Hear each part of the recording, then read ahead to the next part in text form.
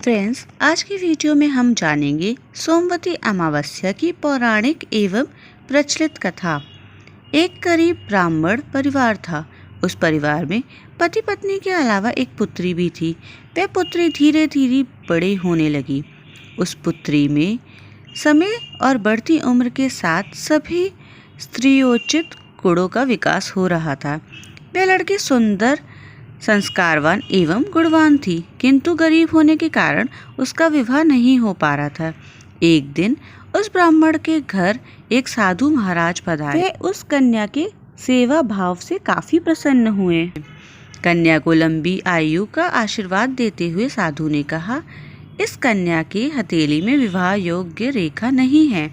तब ब्राह्मण दंपति ने साधु से कोई उपाय पूछा कि कन्या को ऐसा क्या करे कि उसके हाथ में विवाह योग बन जाए। साधु ने कुछ देर विचार करने के बाद अपनी अंतर्दृष्टि से ध्यान करने के बाद कुछ देर पर बताया कि एक दूरी पर गांव में सोना नाम की धोबिन जाति की एक महिला अपने बेटे और बहू के साथ रहती है, जो बहुत ही आचार विचार और संस्कार संपन्न तथा पतिपरायण है।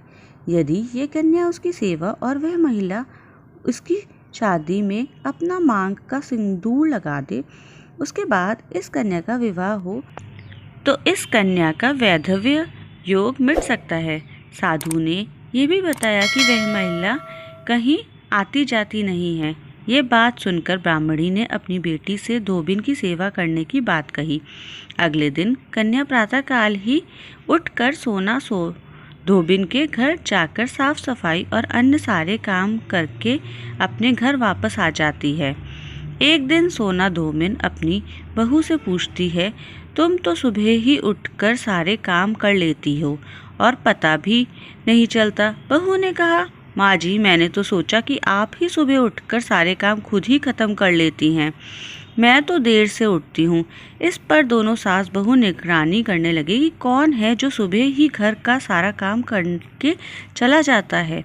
कई दिनों के बाद धोबिन ने देखा कि एक कन्या मुंह अंधेरे घर में आती है और सारे काम करने के बाद चली जाती है।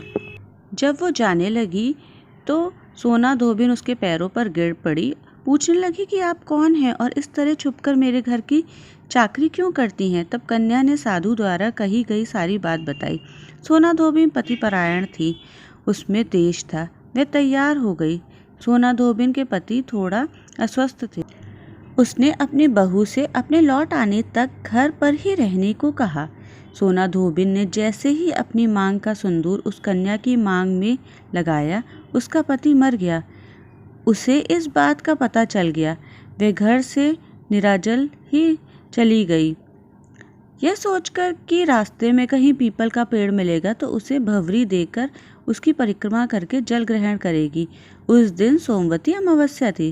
ब्राह्मण के घर मिले पुए पकवान की जगह उसने ईंट के टुकड़ों से 108 बार भवरी देकर 108 बार पीपल के पेड़ की परिक्रमा की और उसके बाद जल ग्रहण किया। ऐसा करते ही उसके पति के मुर्दा शरीर में वापस जान आ गई।